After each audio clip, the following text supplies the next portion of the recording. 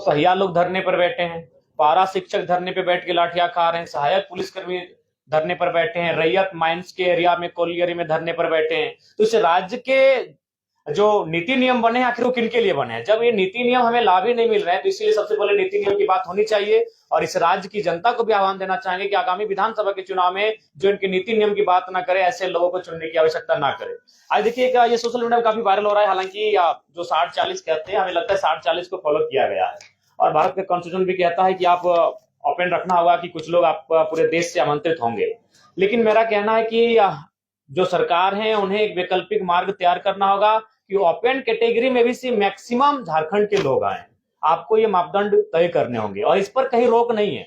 उदाहरण के लिए कुछ वर्ष पहले हमारे कुछ साथी अरुणाचल प्रदेश में एक बैंक का फॉर्म भरे थे, लेकिन उस बैंक में ये शर्त थी कि आपको उसका डॉक्यूमेंट जमा करने के लिए ऑफलाइन जाना होगा अरुणाचल प्रदेश। ना आप अरुणाचल प्रदेश जा सकते हैं, ना उस बैंक की फॉर्म को भर सकते हैं। तो ठीक उसी प्रकार हमारी सरकार जो भी चुनकर आती है उनको इस बात को तय करना होगा कि आप किस प्रकार से एक रास्ता तैयार करते हैं कि यहाँ के नौजवानों को बेहतर अवसर मिले। हम आज 2 चिट्ठी लेकर आए हैं, क्योंकि आज इस राज्य को जानना होगा इन 2 चिट्ठियों का अर्थ को। एक चिट्ठी है, इस चिट्ठी को भी हम पढ़ते हैं। ये चिट्ठी आपका नगर विकास एवं आवास विभाग, जो कि आपका जेपीएससी है, इसमें जिनको नौकरियां दी गई हैं उनका नाम है अन्वेषा अदिति, वसुधा शर्मा, पल्लवी तिवारी, और ये झारखंड की हैं, राहुल गांगुली। ये कोई हरियाणा के हैं, कोई राजस्थान के हैं, कोई गुजरात के हैं, कोई महाराष्ट्र के। और एक चिट्ठी हम लेके आए हैं, क्योंकि इस चिट्ठी को राज्य को देखना होगा। और एक चिट्ठी है, इस चिट्ठी में नाम है मूर्ति देवी बिशुनगढ़ मुंबई। इस चिट्ठी में अगला नाम है कपिल देव महतो, रोहित साव, गोविंद मरांडी, ललित महतो, जीवन लाल साव। ये पिछले 6 महीना के हमारे प्रवासी मजदूरों की डेड बॉडी जो झारखंड आई। एक चिट्ठी हमारी साथ में है। ये चिट्ठी जिनमें 28 लोगों का नाम है, जिनमें 18 लोग हमारी नौकरियों को लूट के लेके जा रहे हैं और सरकार तमाशा देख रही है, बेचने का काम कर रही है। और इसी चिट्ठी में 16 लोगों का नाम है। ये प्रवासी मजदूरों की मौत का लिस्ट है। ये इसलिए झारखंड राज्य नहीं बना था। ये पीड़ादायक, हमें आप बार बार बाहरी भीतरी की बात करते हैं, ऐसी पीड़ादायक तस्वीर किसी राज्य की नहीं है। ये सिर्फ पिछले 2 महीनों की लिस्ट है। मैं तारीख पढ़ूंगा, 23 तारीख 7वां महीना 2024, 23 तारीख 7वां महीना 2024, 12 तारीख 7वां महीना 2024, 13 तारीख 7वां महीना 2024, 15 तारीख 7वां महीना 2024। तो हम मरने के लिए झारखंड पैदा नहीं हुए हैं।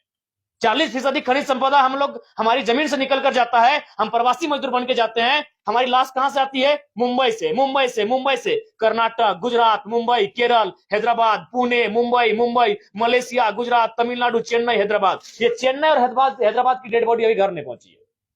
4 दिन हो चुके हैं, 4 दिन हो चुके हैं। ये चेन्नई और हैदराबाद की डेड बॉडी अभी तक घर नहीं पहुंची है। मैं आपके प्रेस कॉन्फ्रेंस को कहते कहते मेरे कंठ सूख रहे हैं, मैं भावुक हो रहा हूं। इस दिन के लिए शहीद निर्मल महतो ने कलेजे में गोली नहीं खाई थी। इन लोगों के लिए कलेजे में गोली नहीं खाई थी। इनसे हमारी कोई आपत्ति नहीं है, जो जिनका नाम इस लिस्ट में है। हमें आपत्ति सरकार से है। हमने इस लिस्ट के लिए, इस चिट्ठी के लिए हमने सरकार नहीं बनाया था। हमने इस लिस्ट के लिए झारखंड अलग नहीं किया था। हमने इसे रोकने के लिए झारखंड राज्य अलग किया था। ये 16 डेड बॉडी, ये कुछ ही महीनों का रिकॉर्ड कार्ड है। अगर हम आगे बढ़ेंगे तो और दर्दनाक तस्वीर सामने आएगी। पहले सरकार देख रहे हैं कहा कल्पना मैडम जाके प्रवासी मजदूर वापसी आए हैं, उनको लेकर जश्न मना रही है। अरे वो तो जिंदा हैं, जो लोग मर गए हैं इनकी डेड बॉडी पहले वापस कीजिए। इनकी डेड बॉडी कैसे आएगी उस पर मंथन कीजिए, उस पर चिंतन कीजिए। नाम पढ़ दे रहे हैं, शिवा महतो, नवाडी, चेन्नई में उनका देहांत हुआ है 21 तारीख 7वां महीना 2024। भुवनेश्वर सिंह, नवाडी प्रखंड, सेम प्रखंड, हैदराबाद, 24 तारीख 7वां महीना 2024। ये 2 चिट्ठी हमारे पास है।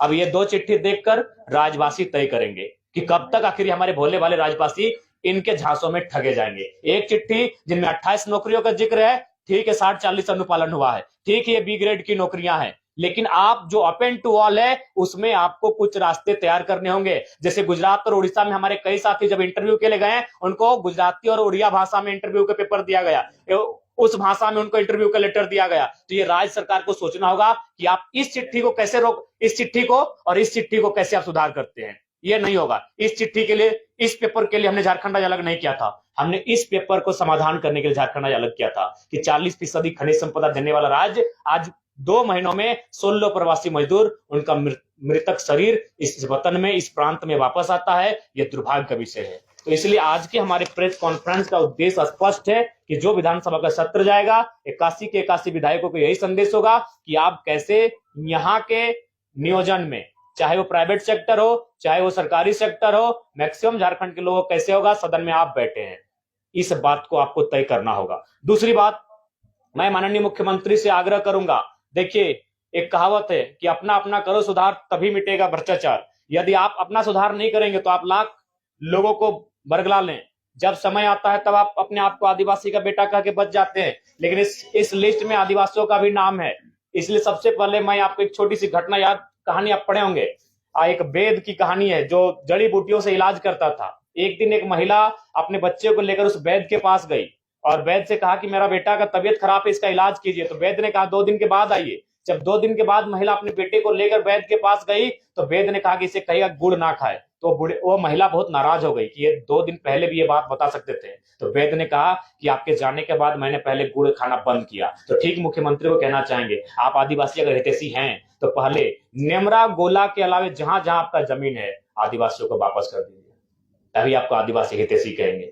आप धन बोकारो में रखेंगे एकड़ एकड़ जमीन, आप दुमका में रखेंगे, आप रांची में रखेंगे, बिल्कुल अगर आप सच में आदिवासी हितैषी हैं तो पेपर के पन्नों में नहीं और आपके भाषणों में नहीं, आप आज से ये मुहिम शुरू कीजिए। क्योंकि अगर नेता बदलाव नहीं करेंगे, अगर नेता नहीं बदलेंगे तो ये राज्य नहीं बदलेगा। तो इसलिए उनसे हम पहले आह्वान करते हैं। और बाकी तो हम लोग विधानसभा के लिए तैयारी कर चुके हैं, विधानसभा में हमारी पुरजोर उपस्थिति होगी और उम्मीद करते हैं कि इस बार का विधानसभा का चुनाव उस उद्देश्य के साथ लड़ा जाएगा जिस उद्देश्य के साथ इस झारखंड राज्य को अलग किया गया था। और उसके लिए तमाम राज्य से हमें अच्छा समर्थन मिल रहा है, पूर्ण समर्थन प्राप्त हो रहा है, तमाम वर्ग के लोग जुड़ रहे हैं, अब एकेडमिक बौद्धिक लोग भी हमारे साथ जुड़ने लगे हैं और हम उम्मीद करेंगे कि इस राज्य की बेहतरी के लिए एक बेहतर कार्य करके जाए।